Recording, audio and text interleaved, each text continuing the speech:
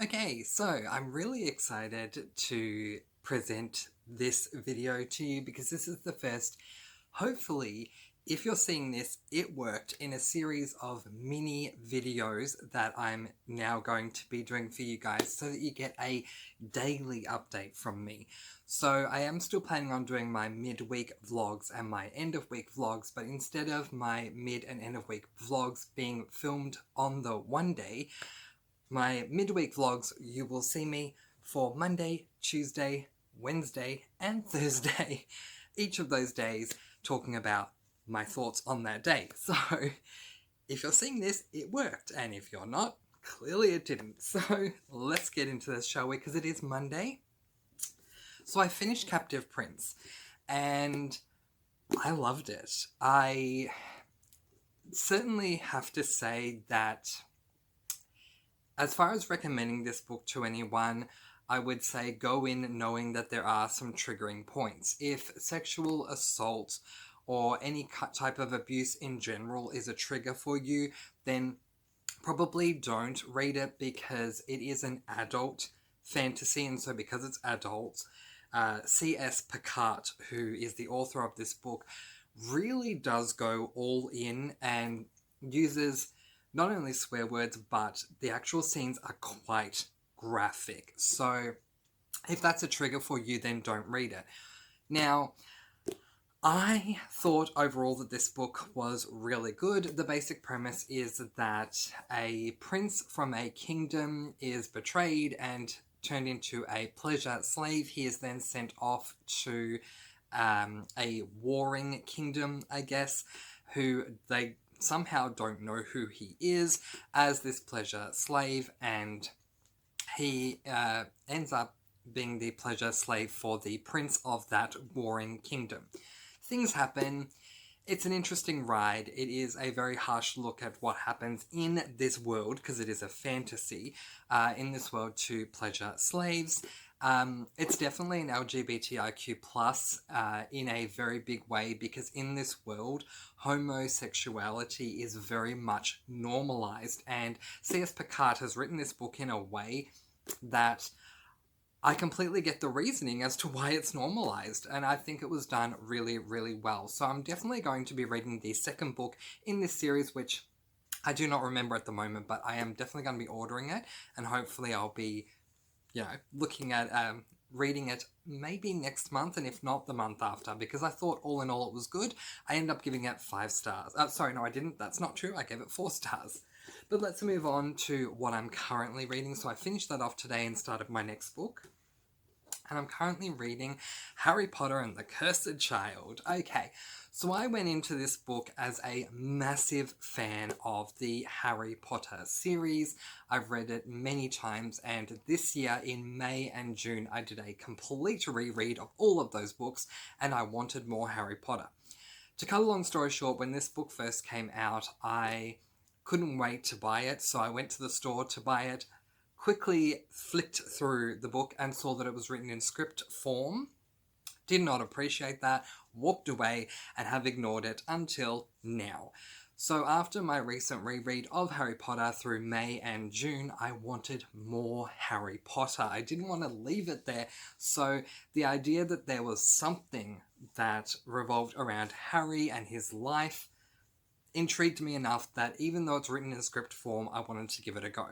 So I am there currently. So I am 78 pages in. I'm still in the first act, and I'm actually enjoying it. A lot of people criticize this book, especially fans of the Harry Potter series. They tend to criticize Cursed Child, and I don't really know why, because I didn't want to know any spoilers coming in, but yeah, they tend to criticize it. One thing I will say is that there are 2 particular moments that occur from what I've read so far that are changing the original series canon, which I find very interesting because J.K. Rowling does have her name attached to this book, so I don't know how she was happy to change book canon. One of them is that and I don't want to spoil the book as a whole, but I'll just tell you this little thing They revisit the moment that Hagrid first meets Harry in Harry Potter and the Philosopher's Stone, or if you're American, Harry Potter and the Sorcerer's Stone. The lines are changed. Not all of them are different, and it is very subtle to those who haven't done recent rereads, but they are different enough for me to notice, and I did not appreciate that. And I had moments of, wait, he didn't say that. Wait, that was not said that way. Why are we changing this? So that annoyed me a little bit. The second thing involves Polyjuice Potion. So we get to know Polyjuice Potion rather well in book 2, Harry Potter and the Chamber of Secrets, and we get to learn quite a bit about it. Something happens to do with Polyjuice Potion in this, from what I've read so far in this book, let's just call it a book, that is very different to what we experienced in Harry Potter and the Chamber of Secrets. So again, I got a little bit annoyed because it changes book series canon. So again, I'm a bit surprised that J.K. Rowling put her name to this because of those two things and how they've changed the book canon. In saying that, aside from those two things, I'm really enjoying myself. This book is set many years in the future. In fact, it is set at the epilogue. So I will say the epilogue and I'll move on. Harry and his kids are at Hogwarts, at platform 9 3/4. The book pretty much picks up from Harry and his kids going onto platform 9 3/4. It carries on from there. And it's really good. It's great to see Harry grown up. It's great to see him have kids. It's great to see how he is with his children and how his children are as a whole. It's been overall a really good experience for me. So I've still got quite a few pages obviously to read from this book, and we'll see how we go. But overall I'm pretty happy. So far it's a 4-star read for me. We'll see how things change. So I'm going to leave that there, and the next thing you're going to see from me is how I felt on Tuesday. But this is me signing off from Monday, and I'll see you again tomorrow. Bye guys, bye! Okay, so it is now Tuesday and I have read more of Harry Potter and the Cursed Child. I am now here, which is page 197. And you know what? It's still good. I'm still struggling to see why people don't like this book. In fact, I was talking to you guys yesterday about how there were those two scenes that went against canon. I haven't seen anything that's gone against canon since that time. One thing that was a little hard to deal with and took me a hot minute to get into is that the time turner, so do you remember the time turner from book 3, Prisoner of Azkaban? So there's a time turner in this book, and I don't think that gives away too much. I'm just saying there is one. There's a time turner in this book, and because of that, you have to kind of deal with time turner logic, and because of that, it took me a while to kind of work out where we are. So there are some scenes where I'm wondering, are we in the present? Are we in the past? If we're in the past, how far back in the past? What's going on? Is this an alternate reality? Is it not an alternate reality? So that was a little bit confusing, and it took me a hot minute to kind of work out where we are. But other than that, it's been a really enjoyable ride, and I am absolutely just loving this book, and I'm not understanding the criticism. So tomorrow, Wednesday, I will be finishing this book, and yeah, provided nothing horrible or, nothing bad or just ridiculous or terrible or anything goes wrong, I'm gonna come away from this book at least giving it 4 stars, if not 5. In fact, I just updated my Goodreads about 5 minutes ago, because I always, whenever I get to where I'm stopping for the day, the first thing I do is I update my Goodreads. So I was just updating my Goodreads saying that I don't get it. I don't get the complaints, and I'll finish it tomorrow, and, unless things change, which they might, maybe this last part of the book, this last 100 or so pages that are left of this scripted book, unless it changes, I'm gonna walk away really happy with this book. And what I was saying, to get back to my point on Goodreads, is that I'm a little surprised and a little bit upset with myself that I've waited this long to read it because of what other people have said, and also mostly all because it is a script rather than a book, because it's so good and I'm just really loving it. And it is the reason I chose to read this book, despite having successfully been able to ignore it for so long, and despite the negative reviews, which I've never seen spoilers, I've just heard in a spoiler-free way that people don't like this book, and I'm glad I haven't seen spoilers. I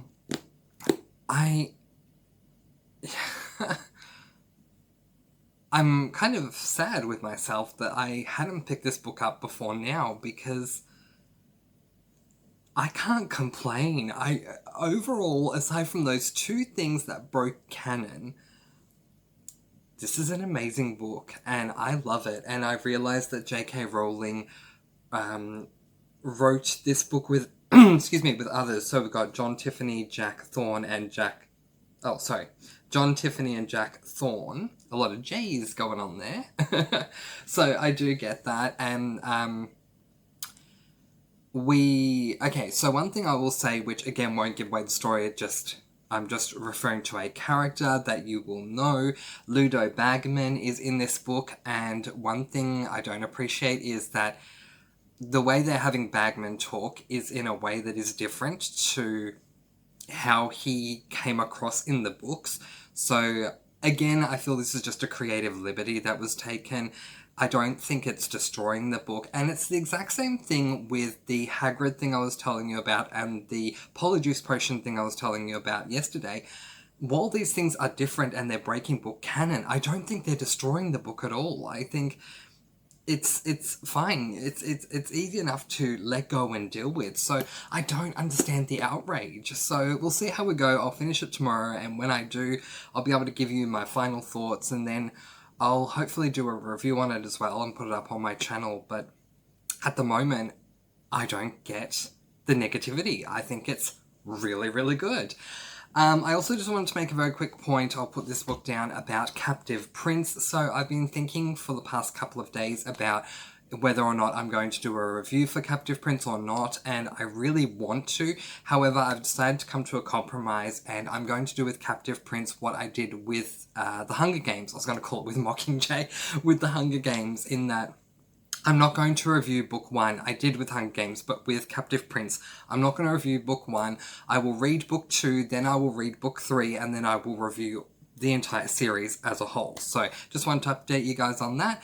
And so I'm going to let you guys go. It is Tuesday today, and I'll see you again tomorrow on Wednesday when we finish this book, and I get to tell you whether the last half really upset me or whether it was just so good and I still don't understand why people are complaining. So I'll see you again tomorrow. Bye!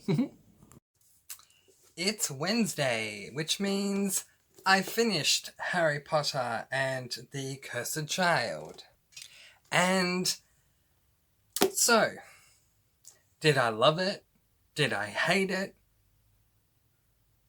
You guys, I love this book, and I don't get at all why people don't like this book. I have complaints, but those complaints are so incredibly minor that they really just don't matter. And I just thought this was amazing. I finished this book, but before I did this little book vlog entry, I guess you could call it, I quickly went and looked at 2 video reviews from booktubers that I have a ton of respect for, and then I went and looked on Goodreads for some reviews, because I came out of this book confused, not by the book, but by other people saying that this book is horrible, and I just didn't get it, and I needed to know why. And I'm watching the first booktuber reviewing it, and I'm thinking, I didn't hate that. I didn't hate that. I did not hate that, and I don't get why you did. I mean, everyone has their own opinion, but for me, I did not hate what you hated. Watch the second booktuber that I love. I don't agree with you. You're calling it trash and, this is the worst thing and it's a slap in the face for Harry Potter fans. I disagree with you. I completely do. One person left a comment on one of these booktubers' channels, and I completely agree with them. And had either of these booktubers or any other review that I'd looked at on Goodreads said this, I would have agreed with them, but neither of them said this. One commenter on a booktuber's review for this book said, "It reads like a fan fiction." That I agree with. I do. It does. It doesn't read like your standard Harry Potter. I mean, it's a script, but if we let go of the fact that it's a script and not an actual book, and we just take it as it is a book, it doesn't read like a regular Harry Potter book. It reads like a fan fiction. But I went into this book wanting more Harry Potter. What did I get? More Harry Potter. I'm satisfied. I am more than satisfied. I'm pretty sure I'm going to give this 5 stars. I loved it. I'm not going to give away too much here because this is just the reading vlog, but I will be putting a review up for it tomorrow, spoiler-free and spoiler, and who knows, maybe I'll be the only booktuber who is praising the name of this book because it was really, really good. And again, there are minor complaints. I will be able to fill my 3 spoiler-free cons for this book. I will. But it's not horrible. I think I've already mentioned this, but I'm going to give it 4 stars. I'm really happy with this book, and maybe I just don't see what other people are seeing, and I thought maybe it was because certain things don't stick to book canon, and that's why people were upset with it. But I feel like that is their most minor complaint, and they're complaining about all these other different things to do with different characters and how they're acting and how they're reacting, and that's not who they are, and why are they acting like this? No, I completely disagree. For anyone who has read Harry Potter and the Order of the Phoenix, there's a bit of an issue among a lot of people with the way that Harry acts in that book. But for me, I was absolutely able to rationalize how he was acting given what happened in the book prior to that one, in Harry Potter and the Goblet of Fire. The way the characters act in this book, to me, I can rationalize all of the characters. I thought it was done really well. I thought the ending kind of lagged a little bit. And I really didn't... Well, not the ending, but I guess the climax lagged a little bit. Because, yeah, there's quite a few different things that occur in this book, and it looks like we're headed somewhere at the beginning of the book, then by the middle of the book we kind of get there, and then we get to 3/4 of the way through the book, and we've done what we've set out to do, and then something else completely out of nowhere occurs for the final quarter of the book, which kind of surprised me because I thought, well, this last quarter was never really set up, so it kind of came from out of nowhere, and it probably could have finished after the first 3/4 of the book. But in saying that, the last quarter of the book wasn't horrible, it just came completely out of left field. But I don't hate this at all, and I'm just so shocked. But I'm going to leave there because I'm trying to keep this to 5 minutes and I've already gone over. Tomorrow I am starting a new book. I am doing my book club with my mum, and so I am reading From Scratch by Tembi Locke. So I'll be able to talk to you guys about that then. But I don't know if I'm the first booktuber to say this or not, but Harry Potter and the Cursed Child I absolutely recommend to anyone who has finished the Harry Potter series and they just want to read more Harry Potter. It is really good. Highly recommend it. I thought it was fabulous. I'll see you tomorrow, Thursday, for more of our midweek vlog. See you then. Bye. Okay, so it is Thursday, which means we have come to the point of wrapping up this first midweek vlog where I chat with you guys every day. So before I get into where I'm at today, I just wanted to ask you guys, what do you think of this kind of formatting? If it's something that you're enjoying, let me know in the comments below and we'll keep going this way. I will keep this up for my end of week vlog to give you guys time to comment on the video and let me know. And yeah, we'll go from there. But it's been an interesting experience for me. But let's get into what I've been reading today. And today I started Tembi Locks from scratch. Now, this is a book that I am reading for my book club that I have with my mum. We should come up with a name for it. I always want to call it Mum and Me, but anyway, I don't know. I'll talk to her later because we have come up with an arrangement where I am going to read one of her favourite books, this one, and she's going to read one of my favourite books, which is out of camera here. It's a Harry Potter, the first one, Harry Potter and the Philosopher's Stone. So can't wait to talk to her about this. Currently, I am there. I am 134 pages into this book, which is a lot further than I thought I was going to go for today. And it's been an interesting read. So this is an adult biography of the life of Tembi Locke. And yeah, I won't give away too much about it, but it's been an interesting read. I felt that the book was running at too fast a pace and it was way too hard for me to catch up before realizing that this is actually a dual perspective book, and I had no idea about that going in. I'm going to discuss that with my mum tonight and see if she realized that, because for me, I did not know. And where we start this book with Tembi considerably young, going off to do something, and then the next thing we know, she's married and she has a child, and it just kind of happened out of nowhere. So I was like, oh, gosh dang, we've jumped so quickly. And then either by the end of that chapter or at the beginning of the next chapter, we had gone back to where she was. So yeah, it reminds me in a way of My Dark Vanessa, because My Dark Vanessa was a dual perspective of past and present as well. So yeah, I can deal with that writing style. I just didn't know it going in. I don't mind this book. I went in having no idea what I would think, and the first couple of pages I really wasn't enjoying, and it took me a hot minute to get into it, but now that I'm certainly 136 pages in, I'm used to Tembi Locke's... did I say 136? I hope so. No, 134. Oh my gosh. 134 pages in.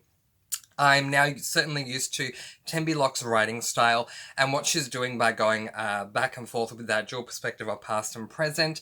And for what it's worth, I am actually enjoying it. It's been an emotional journey so far. Reese Witherspoon has a comment on the front of the cover, because this has become a part of Reese's book club, which I knew of when I started reading this, but I don't know if my mother was aware of that or not when she started reading it. But part of Reese's comment is that she says, and yes, there's Italian food. Now, there are recipes at the back of the book, which leads me to believe that there is going to be a lot of cooking that happens at some stage, and I love cooking, and so does my mum, so I would understand why she would want me to read a book that incorporates cooking into the narrative. But so far, 134 pages in, there really hasn't been a lot of cooking at all. There is a love interest, and that love interest is a chef, so that's fine. But really, if I were to take all of the bits that have to do with cooking for the first 134 pages, it'd probably amount to about a page, and that's it. So there's not a lot of cooking at all. It is a biography, but if it was a work of fiction, I would call it a romance book so far, because it seems to, be heavily shrouded in romance, which is fine. It's not something that I would normally read, but it is a biography, and I do need to keep that in mind. I feel that it's more of an autobiography rather than a biography, because it is written by Tembi Locke herself, and her name is in there because it's about her life. But yeah, I don't want to go on for too much, because all in all, this whole total video is long enough anyway, so I'll just leave it as saying, at the moment, if I were to call it, I'd say it'd be a 3-star book, but you know, it's still got time to get better, so we'll see how we go. So my plans for the rest of the week are to complete this book, but as of tomorrow, I'm going to be reading 2 books at the same time, so I'll be talking to you about 2 books. This book and the final book in the Mistborn series, which I'm really anxious to get to, not because I'm enjoying it, actually the opposite reason. I'll put this down while I talk about Mistborn. So I loved the first 3 books, and I'm so happy I'm advertising these books now. I explained this in another video, but I'll quickly tell you here. I have swapped around my dystopian books, put them here, and put my Vampire Academy books here, and put my Harry Potter books up here, and put my Mistborn books here, because I realised with how I'm filming everything that you can't see these books that much because it cuts off, as you can see. So I want to have these more prominently displayed, especially because now I'm going into finishing off both of these series. I love the first 3 books in the Mistborn series so much, but the start of the second series, the first 2 books, I really wasn't a massive fan of. I didn't enjoy the first one. The second one was better, but still, I prefer the first era. But I just want to finish the series off because I started it, and I am a series purist. If I get to a certain point, I want to finish it off. So we'll see how we go. After that, I will be reading, next week, I'm going to be reading the conclusion of the Vampire Academy series, and I'm really excited to see how that's going to go. But yeah, tomorrow I'm going to be taking you guys through how I'm feeling about From Scratch, but also how I'm feeling about The Bands of Mourning, the final story in the Mistborn series. But I'm going to leave that there, because this video has gone on for more than long enough for you guys. I'm letting you guys go with peace, blessings, and so much love. Don't forget to comment below and let me know if this is something you would like for me to keep doing, where I come to you every day and talk to you guys about how things are going in a daily way, or if you want me to go back to what I'm normally doing, where I just do one video quickly summarizing everything on one day. But anyway, thank you so much for watching. I really do appreciate it. Letting you guys go. Peace, blessings, and so much love. Mwah. I post videos every Thursday and Sunday with reviews in between, and I'll see you again very soon. Bye guys. Bye.